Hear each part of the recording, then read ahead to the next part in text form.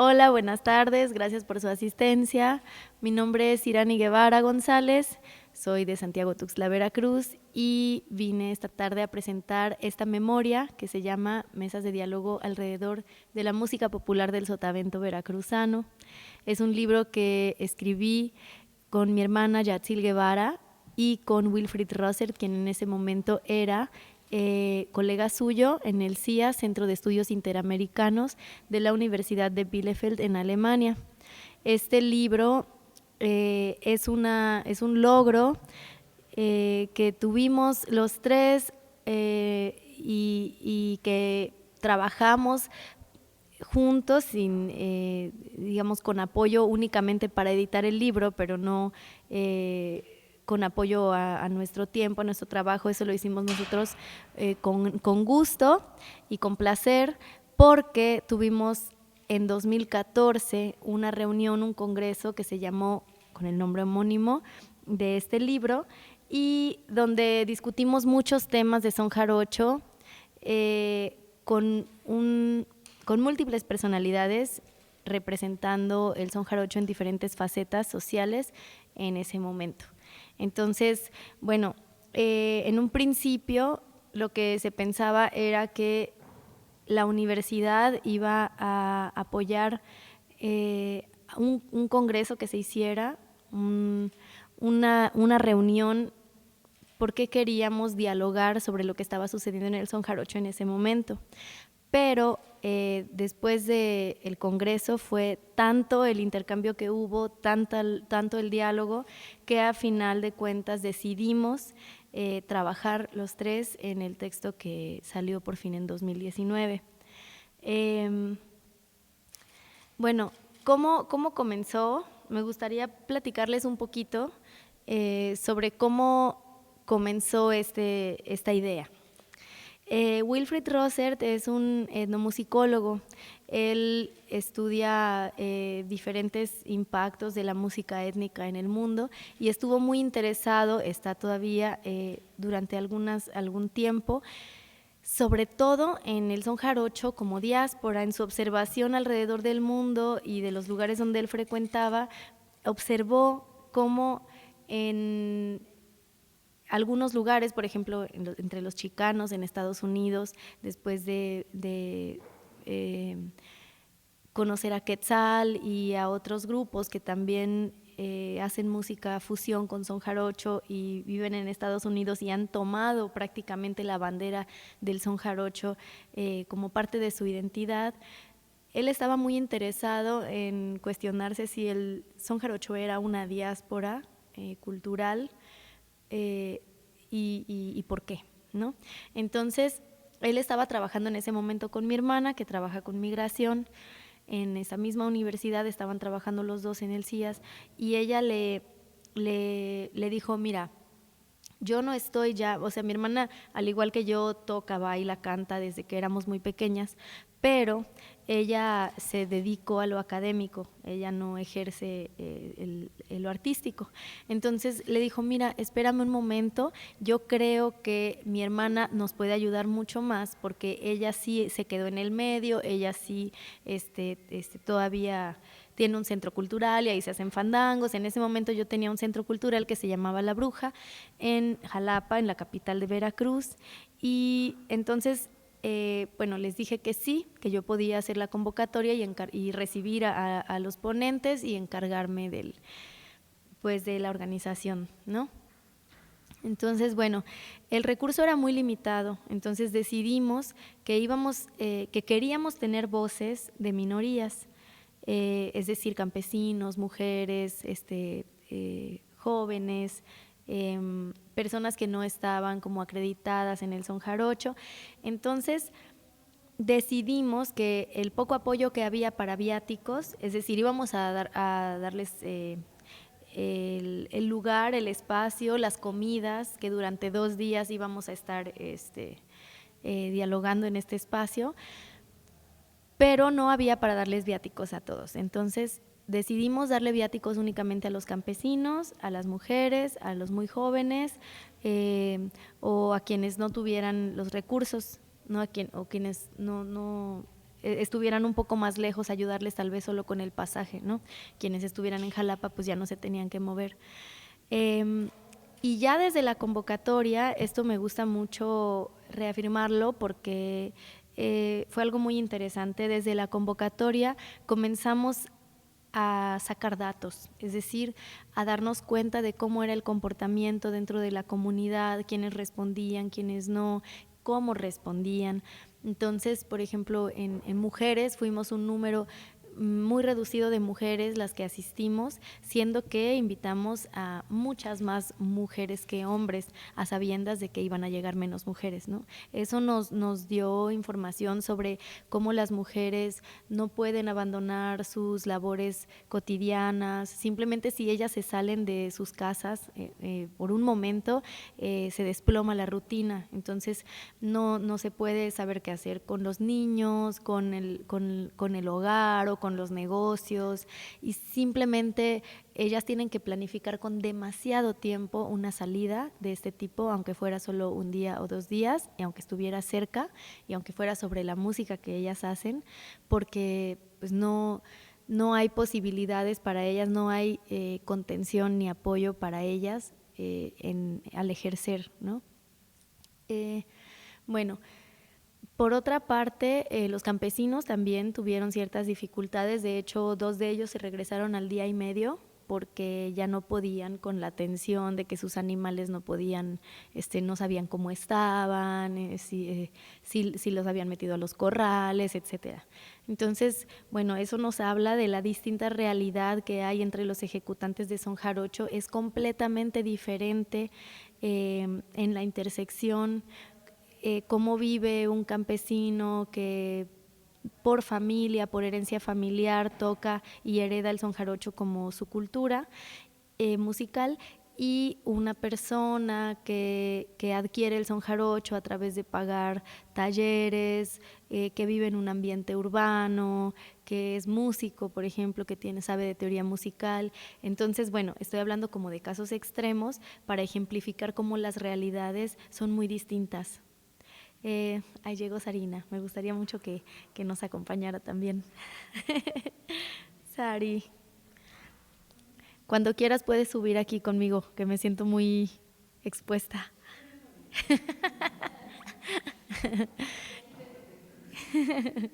Bueno, les estoy platicando un poco cómo fue la convocatoria. Llegó Sarina, por ejemplo, llegó Silvia Santos, llegó Wendy Cao, Tacho Utrera, Ramón Gutiérrez. Nosotras al hacer esta convocatoria quisimos convocar una gran diversidad de ambientes del son jarocho, no nada más diversidad de género o de edades, sino también de estratos sociales. Quisimos llamar a personas que están muy acreditadas en el son jarocho, que viven de las tocadas, que hacen giras internacionales, pero también quisimos llamar a ancianos que vivieran el son jarocho en su cotidianidad y que nunca hubieran pisado un escenario. También llamamos a jóvenes que hacen son jarocho fusión, por ejemplo, estuvieron Camil, estuvo Sael Bernal, estuvo Ana La Tejana como en representación de Extranjia, ¿no? También hubo personas que estaban más involucradas en el ámbito académico, estuvo una chica hindú que en ese momento estaba, Aditi, se llama Aditi Pinto, que en ese momento estaba haciendo una investigación antropológica, y también estuvo Rafael Figueroa, y bueno, digamos que intentamos tirar de todos los ambientes posibles porque lo que queríamos era dialogar, y dialogar entre personas que viven el son jarocho de una manera muy disímil, desde perspectivas muy diferentes, para lograr una comprensión integral de lo que estábamos discutiendo. Entonces, bueno, a final de cuentas fue, como digo, muy interesante desde la convocatoria, porque en ese mero día, ya a la hora de hacer el congreso, faltaron muchas personas que habían confirmado que iban a ir. También llegaron personas que no habían confirmado ni habían siquiera pedido permiso de ir. Entonces se mostró como un desinterés por parte de personas que aparentemente estaban muy interesadas y para quienes contemplamos gastos, pero que en realidad era como un apoyo muy, muy ficticio, ¿no? Y también llegó gente que, aunque no estuvieran invitadas y nada, estaban tan interesados en el Congreso que quisieron llegar a ver si podían entrar, ¿no? Entonces eso generó una nueva diversidad que no habíamos planeado y que en ese momento nos pareció sumamente interesante también. ¿Qué ocurre cuando convocamos? ¿Qué ocurre cuando, como en esta ocasión, ¿no? Como en esta ocasión de Pirules, qué ocurre cuando convocamos y los temas van a ser tales? ¿Qué ocurre cuando convocamos y no son los varones los que están diciendo, están haciendo las preguntas?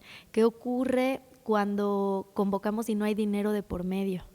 ¿Qué tipo de diálogo se genera, ¿no?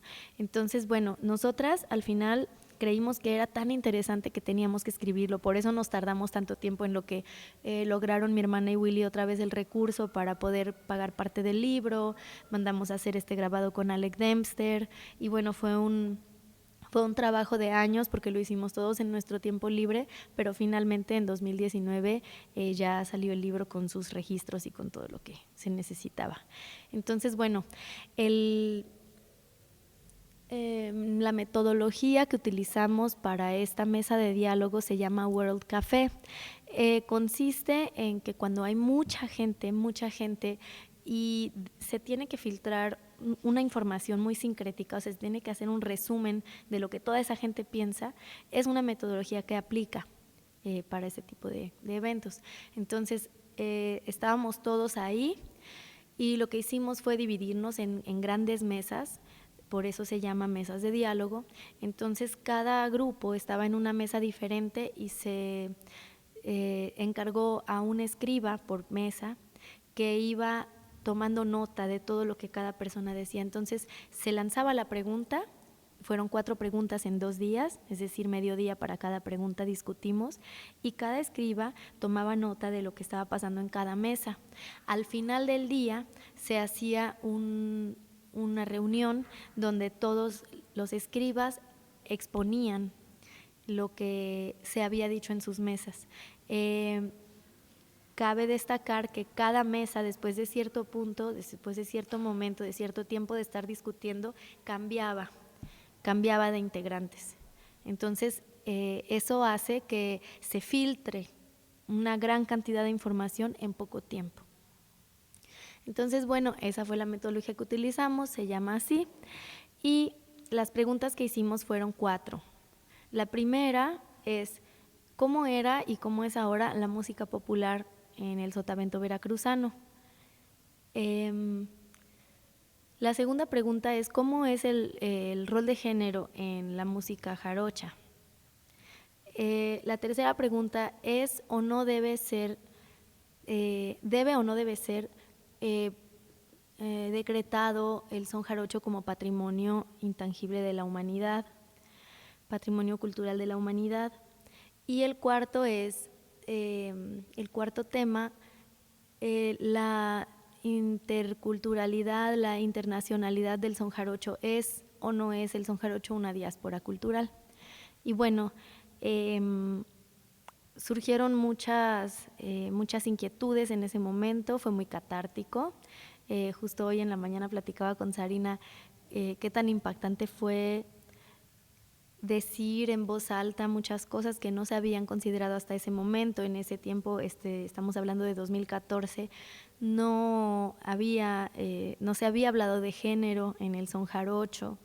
Estábamos exponiendo por primera vez en frente de nuestros arcanos y pues en frente de personas que son muy viejas, que son campesinas, que viven otra realidad y que están acostumbrados a que las mujeres los obedezcan. Estábamos por primera vez hablando de género en frente de ellos y no nada más de ellos, porque lo sorprendente fue que muchas veces los señores viejos de esta música toman de una manera mucho más gentil o abierta el hecho de que hablemos de estas cosas, porque de todas maneras no tocan efectivamente la realidad que ellos viven, pero en cambio sí hubo mucha reacción por parte de personas que no esperábamos que hubiera, entre nosotras mismas, como nos sorprendíamos de estar hablando en voz alta de estos temas y de exponerlos ante la comunidad, porque de alguna manera se sentía que la comunidad estaba representada por quienes estábamos ahí, como éramos de chile, mole y pozole, sentíamos que era un... pues sí, que era una reunión importante, digamos. Y bueno, también momentos muy tiernos, el fandango fue muy hermoso, recuerdo, las exposiciones fueron sustanciales y también estuvo Wilfrid, recuerdo que estaba muy emocionado escuchando a don Arcadio decir como que el son jarocho podía viajar por todas partes, pero que nunca iba a dejar de ser una raíz nuestra, y que por mucho que cambiara, solo se transformaba, pero no desaparecía, ¿no? Hubo muchos momentos muy hermosos y de mucha comunión, y hubo momentos también muy catárticos, y a mí me gustaría saber si alguno de ustedes tiene una pregunta o tiene dudas acerca de cómo se vivió esta reunión o de qué trata el libro. El libro prácticamente es una memoria del Congreso. No es un libro que yo, no es creación, pues no me lo saqué de mi imaginación. Fue una transcripción que hicimos de todos los audios que se grabaron, y después un resumen de todo lo que las personas dijeron y algunas citas textuales de cosas que de estos audios, ¿no? Entonces no es un libro de creación, es una memoria y es bilingüe. Entonces, bueno, ahora que expuse un poco sobre de qué trató el Congreso, cómo lo hicimos, por qué, con qué metodología y quiénes estuvimos ahí, me gustaría saber si ustedes tienen dudas acerca de este texto. Después de que se hicieron estos ciclos de diálogo y que se sacó el libro, ¿hubo otra reunión, otra mesa de diálogo? ¿Continuó? ¿Se siguió escribiendo? ¿Se hizo registro de eso? ¿O solamente esto es algo único que sucedió y hasta ahí no se paró? Bueno, fíjate que es una pregunta que me hacen constantemente, y no, mi hermana y yo después del congresito decidimos que era algo que teníamos que hacer cada año. Pero mi hermana dejó de trabajar en este centro. Como ella se especializa en otros temas, sobre todo migración, pero no tanto de cultura, ni de diáspora, ni musical o artística, sino migración humana, se metió a trabajar a un instituto donde investigan específicamente migración, que es lo que ella trabaja y donde se clavó. También ella es madre, entonces pues tiene muchas ocupaciones y está como muy dedicada a la academia, y yo empecé a trabajar más en escena y a moverme mucho más, o sea, dejé Jalapa, empecé a viajar mucho. Mi base fue el Caribe durante varios años, entonces estaba muy lejos de todo, muy desconectada, me movía mucho, viajaba mucho, y entonces nuestras vidas cambiaron y no lo volvimos a hacer. También es porque el recurso no es fácil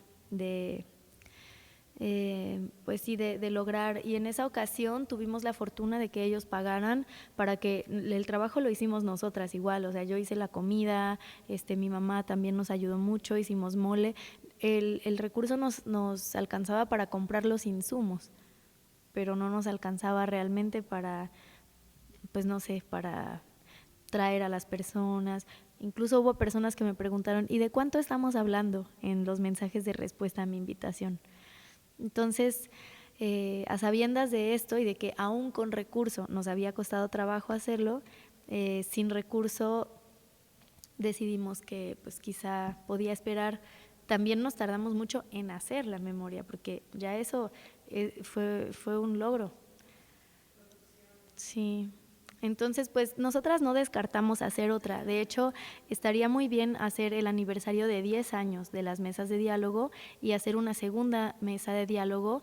Quizá sí hablando un poco de las mismas preguntas para ver cuánto han cambiado las opiniones de las personas, porque la realidad sí que ha cambiado mucho, pero también de hacer otras 4 preguntas, 4 nuevas preguntas que vengan más al caso que estas que venían al caso en ese momento y que ahora siguen vigentes, porque estas preguntas, quizá con excepción de patrimonio, que es muy interesante porque no es que la cuestión de patrimonio no interese ya, sino al contrario, se vuelve cada vez más vigente, pero ahora más en términos como de apropiación, lo que platicábamos hoy en la mañana, ¿no? No tanto si debe o no ser declarada patrimonio de la humanidad, porque eso como que ya pasó y yo no creo, o bueno, espero que no vuelvan a tener esa moción, porque parece que fue muy clara la respuesta de la comunidad de que no se volviera patrimonio de la humanidad el son jarocho.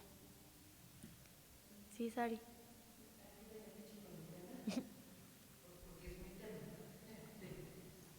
El asunto del patrimonio está muy mal entendido en el ideal académico. Nada se declara patrimonio, no es una declaratoria. Se reconoce patrimonio y hay un proceso que hace que los países reconozcan su propio patrimonio de las regiones o las poblaciones o los cultores de cierta bien, de elemento cultural, pues. Y este se puede expedir ante la UNESCO. Ahora, la UNESCO tiene como papel ayudar a los que quieren reconocer su patrimonio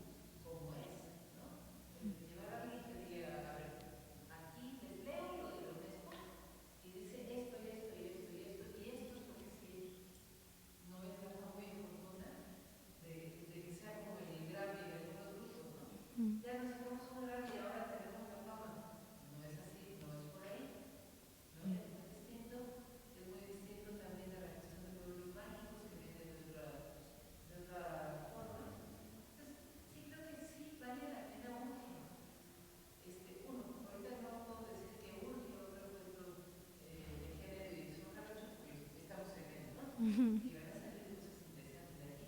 Seguro. Que pueden dar pie al crecimiento personal en el que estamos y a que cada quien publique lo suyo o que se publique la memoria, lo que sea. Pero sí creo que para patrimonio se necesita hacer, y ojalá te dejes a tomar la papa caliente también, una reunión sobre la patrimonio que hizo Son Jarocho, que empiece con la información precisa y que luego lo ponga en la mesa para que no sea un redondeo de gusto. Yo digo que sí se patrimonialice para que sea nuestro nada más y que los de fuera digan, yo quiero que se patrimonialice para que ya sea de la universalidad y yo también lo puedo poder, porque me levanto de la mañana. O no digan los comerciantes, aquel que lo despatrimonializara y lo indemnizara.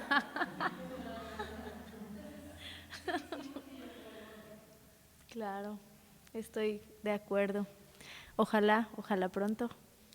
Y para más información hay una página que se llama piregua.org y ahí han publicado los videos originales computadores de la redacción, sus impresiones de la patrimonialización y todos los impactos negativos. Entonces, si quiera chisme de provecho, la página está chidísima.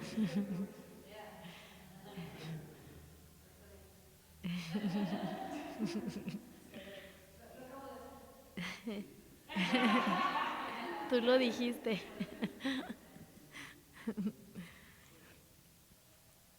Bueno, no sé si alguien más tenga preguntas. Sí. La diáspora. Bueno, una diáspora es prácticamente como una semilla. Es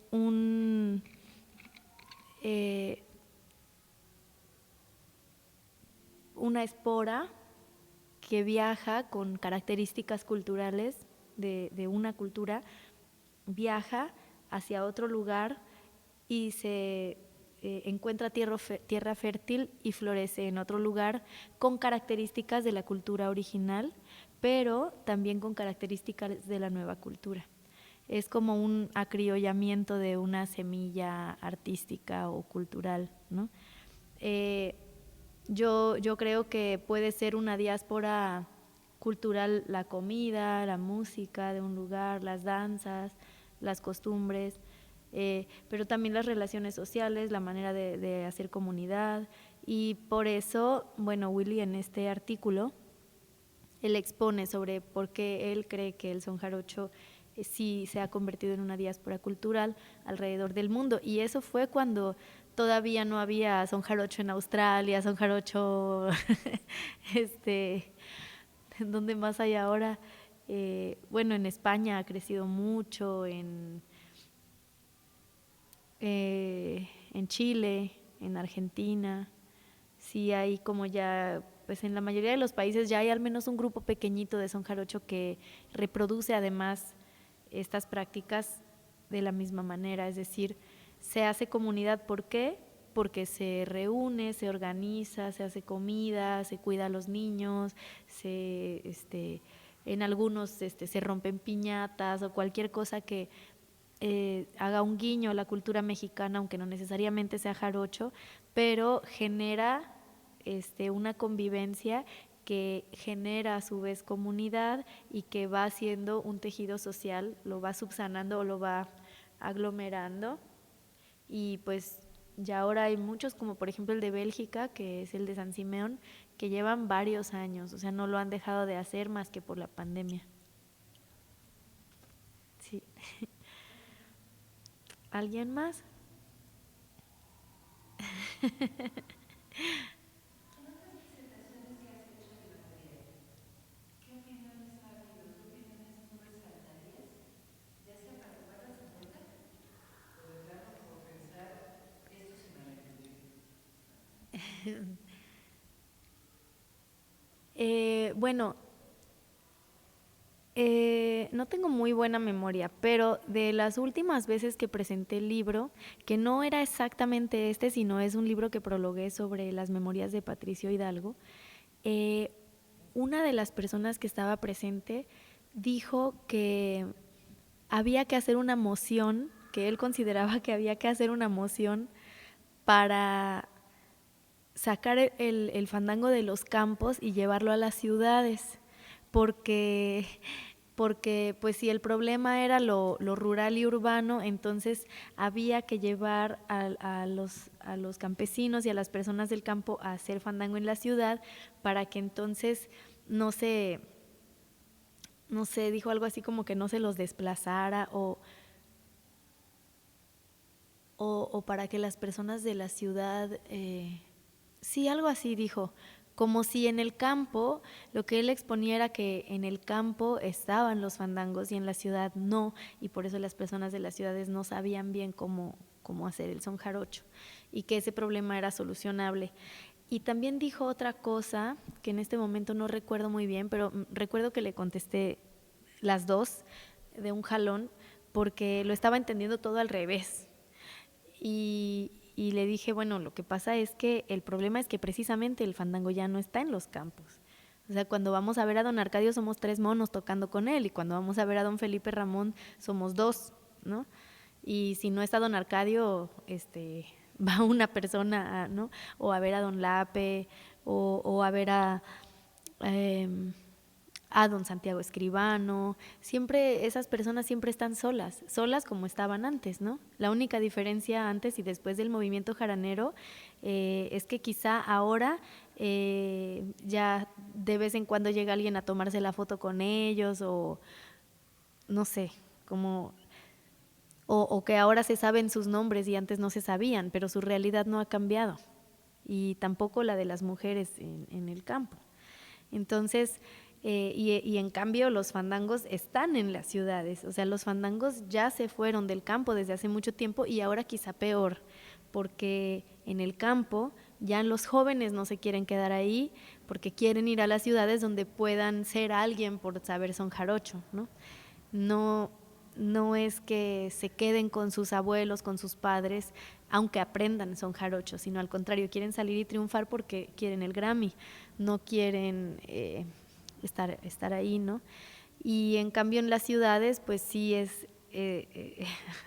creo que todo salió a raíz de que estaban diciendo que en los fandangos de las ciudades era todo un bordelo, así como que era una efervescencia tal que no se podía cantar, no se podía tocar, porque además todos hacían mucho ruido y sin forma. Entonces no había realmente, no tenía orden, no tenía ni pies ni cabeza, y él estaba diciendo eso, ¿no? Entonces, pues lo que le dijimos es que más bien es al contrario, que la gente de la ciudad tiene que ir al campo, más allá de que saquemos a los señores del campo a la ciudad, ¿no? Que es lo que se sigue haciendo. Ahorita de donde vengo, que bueno, yo no fui a exponer, así como, no fui así como dije, voy a ir a Chiapas a exponer mis pensamientos. Fui porque quería despedirme de amigos muy entrañables, y allá, de paso, pues di unos talleres y presenté el libro y abracé viejos amigos, y ellos me decían que iban a llevar a don Arcadio, ¿no?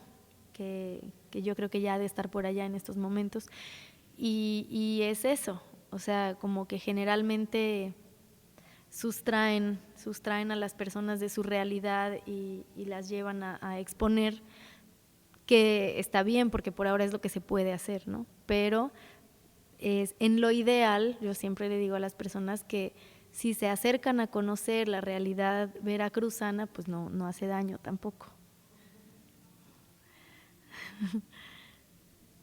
Bueno, otra cosa es que hace poco, justo en Chiapas, un chico comenzó a decir que pues que en realidad todos estos asuntos como del patrimonio o de la apropiación cultural, como que son prácticamente un invento de los sociólogos o de la gente ociosa, o de la gente que quiere como adueñarse de las cosas, y que en realidad pues la música no puede ser capturada, que la música siempre evolucionó, que la música siempre nació del pueblo, que la música siempre acompañó a los seres humanos en sus migraciones, y que gracias a esas migraciones nacieron culturas como el son jarocho, y que es absurdo, por lo tanto, o como contradictorio el querer hablar de apropiación cultural cuando se habla de cosas como el arte. Y bueno, yo le decía que estaba completamente de acuerdo con él, porque además él es muy lúcido y efectivamente estaba completamente de acuerdo con él, pero que es algo de lo que creo que también hemos platicado mucho.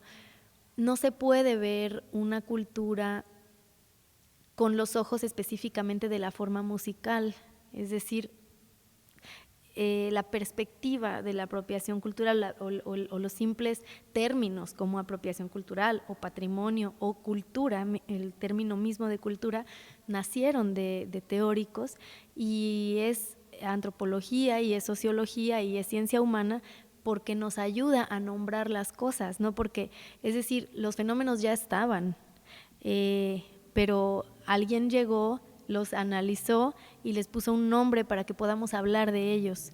No es que sean un invento de una persona, el fenómeno no lo inventa una persona, el fenómeno se da solo. Muchos teóricos han filosofado acerca de los comportamientos de la cultura o le ponen nombres a las cosas que antes no sabíamos cómo nombrar, y eso nos ayuda a poder dialogar sobre ellas. Pero eso es una perspectiva de las ciencias sociales. Eso no es una perspectiva musical, es una perspectiva de las ciencias sociales. El mundo y la realidad siempre son como un prisma sumamente irregular, el cual va a depender en su forma del punto de enfoque desde donde lo estés viendo. Entonces, eso es precisamente lo que yo le decía. No es que no existan estos fenómenos o que sean absurdos. Lo que pasa es que existen desde un enfoque, y en lo que insistimos es precisamente en que deberíamos todos saber ver desde ese enfoque, porque la música, desde el enfoque únicamente de la música, de la forma musical, no está contemplando el enfoque de lo social, ni el enfoque de lo humano, ni el enfoque de género, por ejemplo, y ni muchos otros enfoques que necesitamos para tener una visión integral de lo que son las manifestaciones culturales humanas, porque no son únicamente una forma musical. De hecho, en su forma musical, y las personas que lo han visto desde la forma musical únicamente, decía Elie Siegmeister, son quienes tienen las más oscuras intenciones para con las manifestaciones artísticas, ¿no? Es decir, son quienes siempre acaban lucrando con las manifestaciones artísticas. Es lo que pasaba con los artistas plásticos, que bueno, sigue ocurriendo, pero ya no tanto como en el siglo XIX, ¿no? Que pues sí, si lo ves únicamente desde lo estético, entonces vale solo la producción y no vale lo humano que está detrás.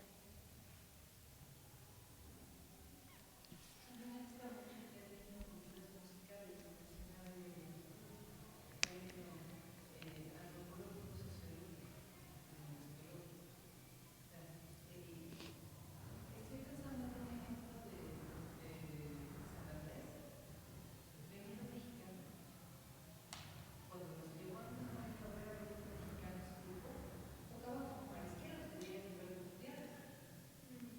Hechos la raya en velocidad, vestidos como llaveras blancas impecables porque era una formación. ¿No? Dice, después Eduardo me comentaba muerto de la risa. Hay que aniquilar a estos hombres porque cuando un académico hace su modelo para explicar la realidad y la realidad se sale del modelo, hay que apachurrar la realidad para que haga su modelo. Entonces, pero eso si lo vemos desde el enfoque estilístico, puramente estético, Benito Mexicano era un músico maristero.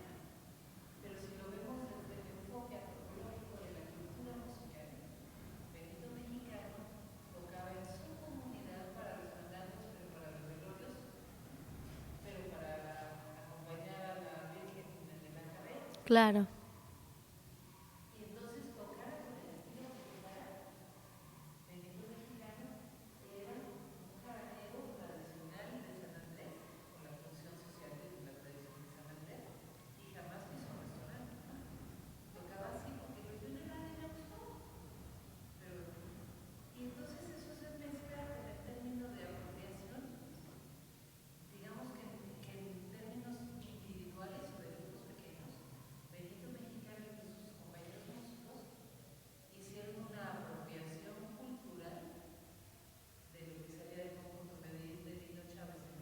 Ujú.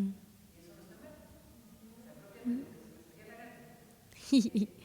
Comentábamos hoy en la mañana, apropiación cultural.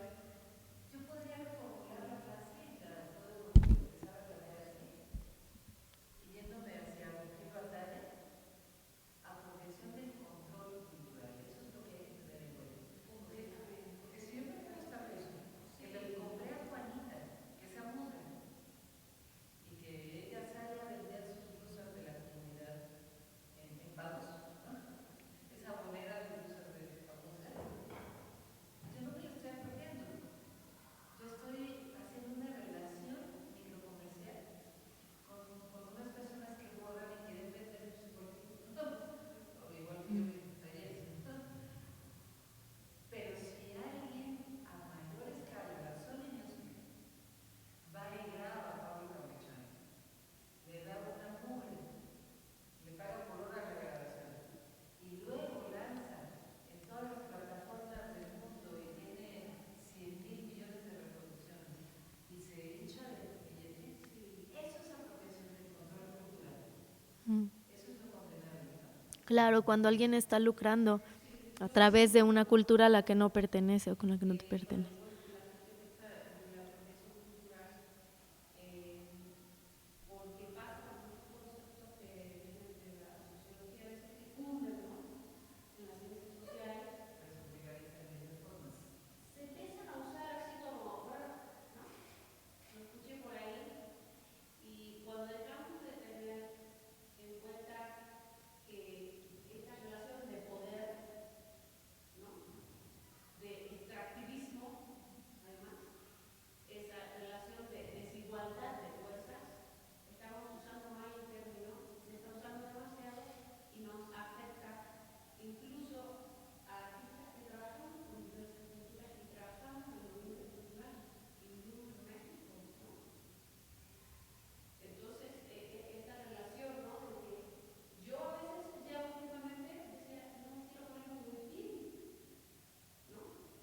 Entonces, darle al concepto la profundidad y cabida que tiene, porque a veces son conceptos que además se ponen de moda en las ciencias sociales y a veces pasan también, ¿no? Mm. La creación es una continua apropiación de un legado que hay, que es la cultura, que está ahí para que nos apropiemos de ella.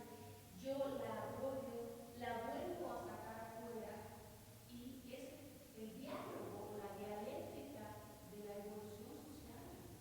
Entonces, no hay problema con el término apropiación, sino con esto de que se pone de moda y de pronto todo es apropiación cultural, ¿no?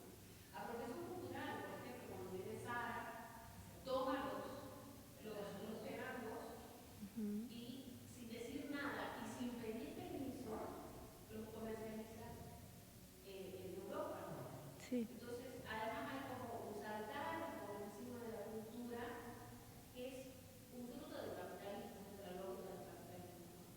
Entonces, como separar esto de todo el proceso continuo de multiculturalidad y de interculturalidad que es propio de la evolución social y del arte. Porque si no, el arte estaría todo en el campo, donde nada evolucionaría, ¿no? El arte es un diálogo continuo y un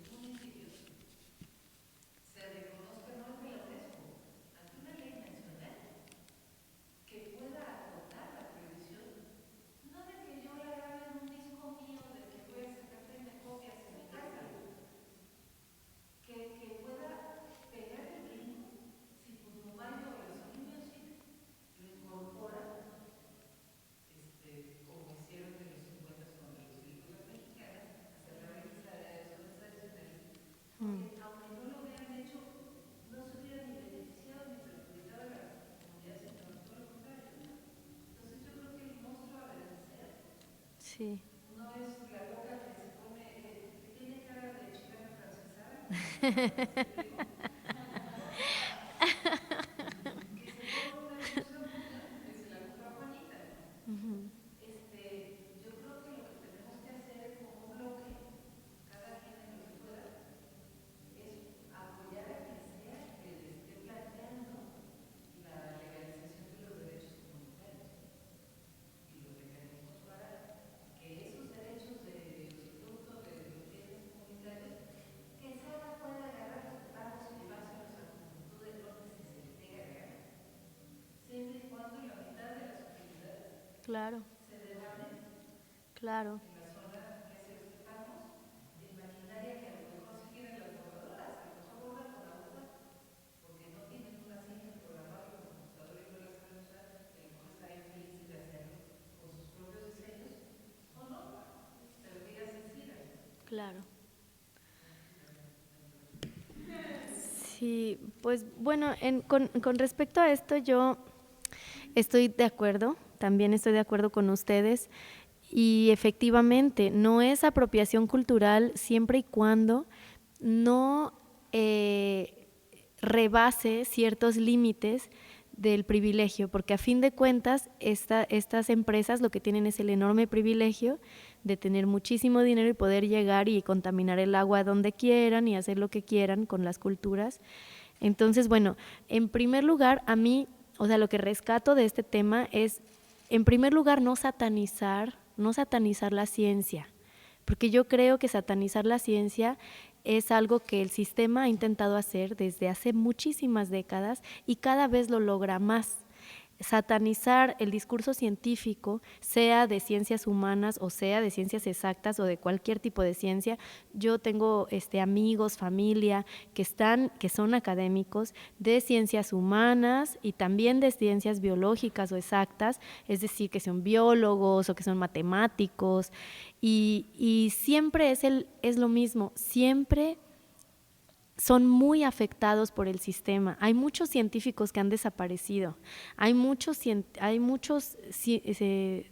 antropólogos, sociólogos que son discriminados por el simple hecho de ser científicos. La superstición siempre está tratando de combatir la ciencia. ¿Y por qué? Porque el discurso supersticioso o el discurso religioso es mucho más fácil de enganchar a los seres humanos a través de cuestiones donde no se necesita pensar, donde no se necesita profundizar. Entonces yo creo que es sumamente peligroso seguir satanizando a las personas que intentan desilvanar a través del lenguaje, ya sea matemático, ya sea con palabras, que intentan arrojar luz sobre los fenómenos, ya sean naturales, sociales o lo que sea, que nos rodean. Y en mi experiencia, casi todos los científicos que yo conozco siempre se están quejando porque no hay apoyo de los gobiernos para sus proyectos, ni pues mismo en México ha sucedido una y otra vez, por eso hemos seguido perdiendo nuestras reservas naturales, por eso sigue sucediendo lo que sucede, porque no hay apoyo nunca, ni hacia antropólogos, ni hacia historiadores, ni hacia arqueólogos, ni hacia personas que están conservacionistas, y muchísimo menos hacia la biología y cosas de ese tipo, ¿no?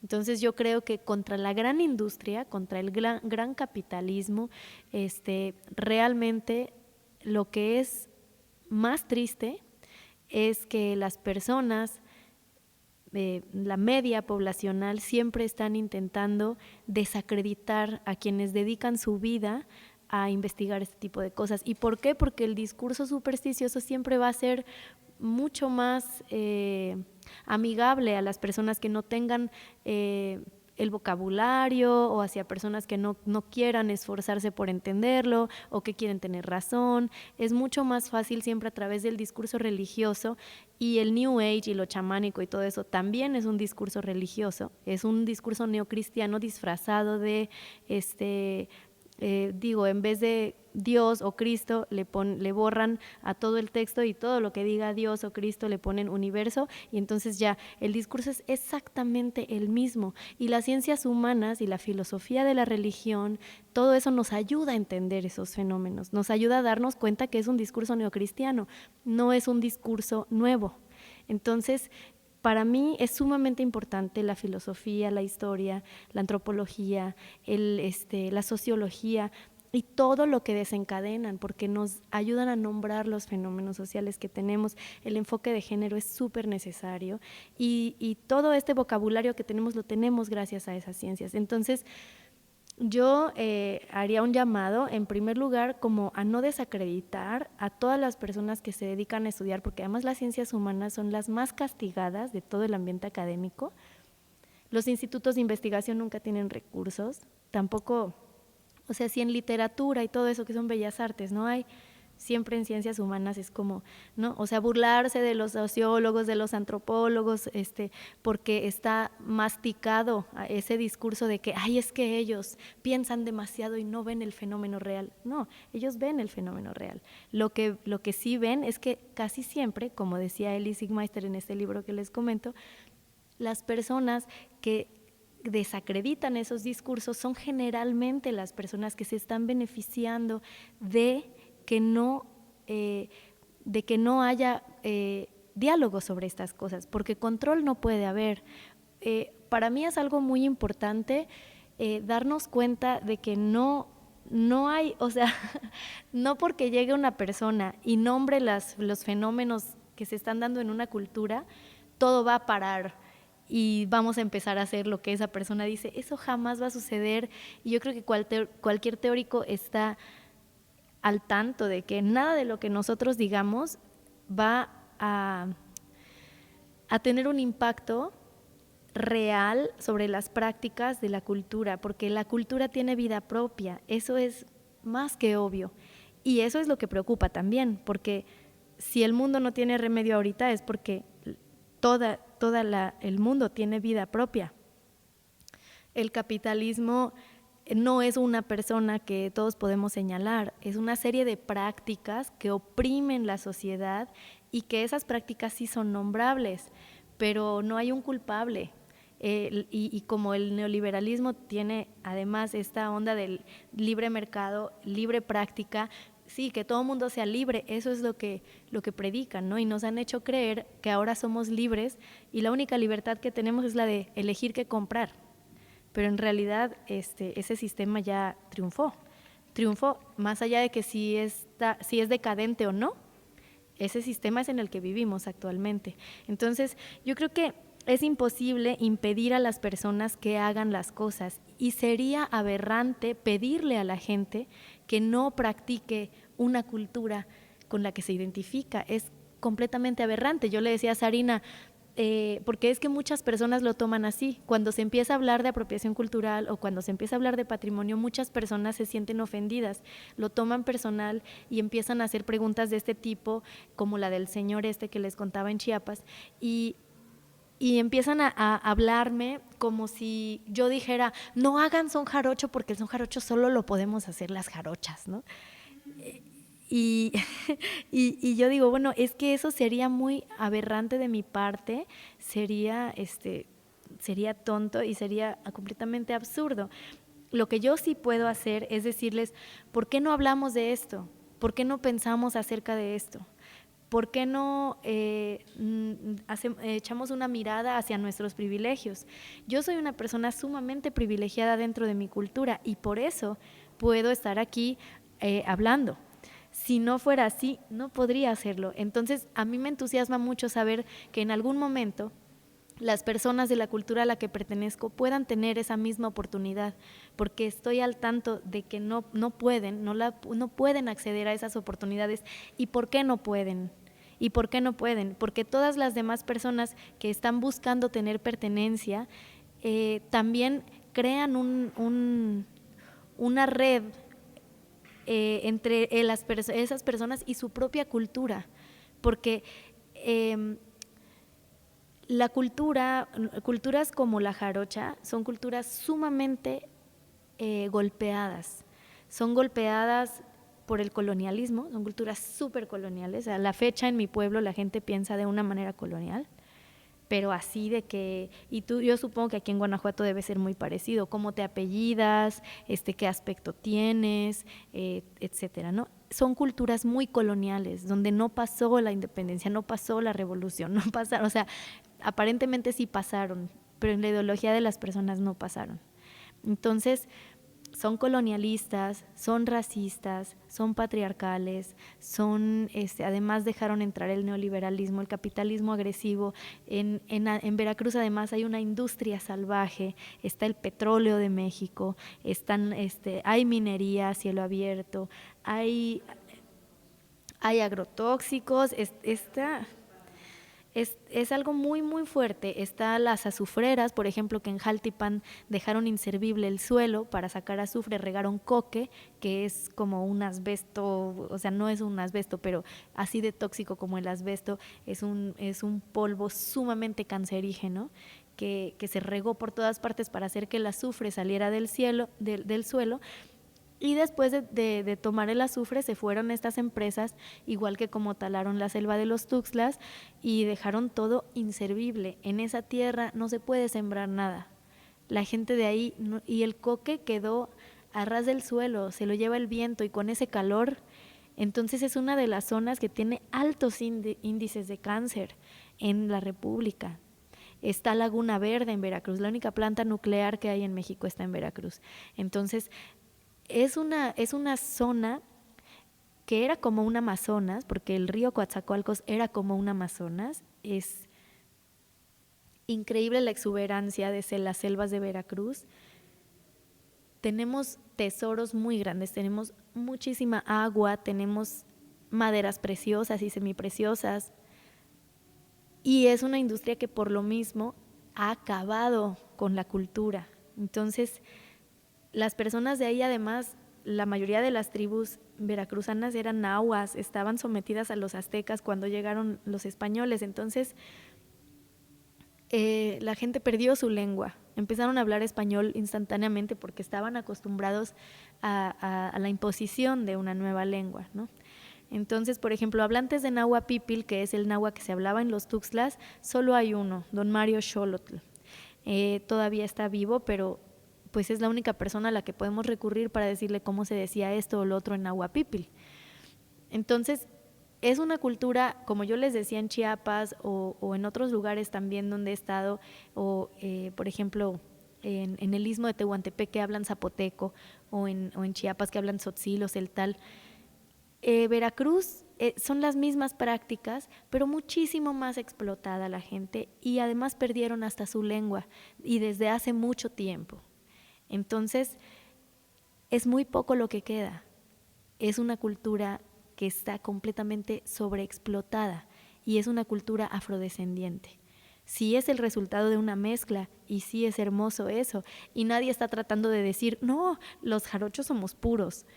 No, únicamente es hacer conciencia sobre que cuando se cristaliza una cultura después de tantos siglos en un lugar específico, esa cultura en su forma, aunque tenga una forma artística, una forma musical, una forma bonita, es una flor del desierto, es un tesoro que es lo único que tienen muchas de esas personas.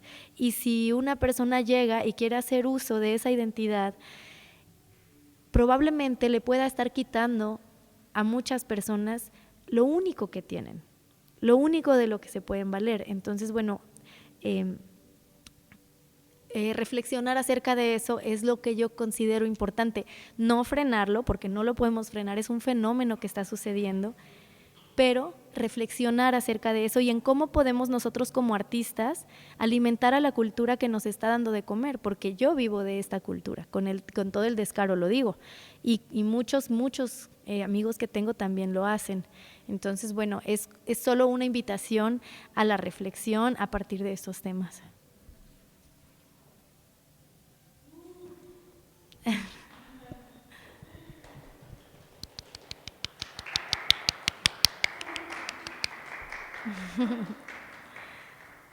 Hola. Eh.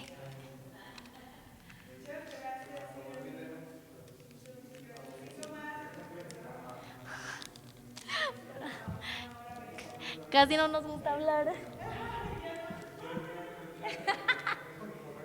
Sirani ya. Sarina, no, y con Sarina.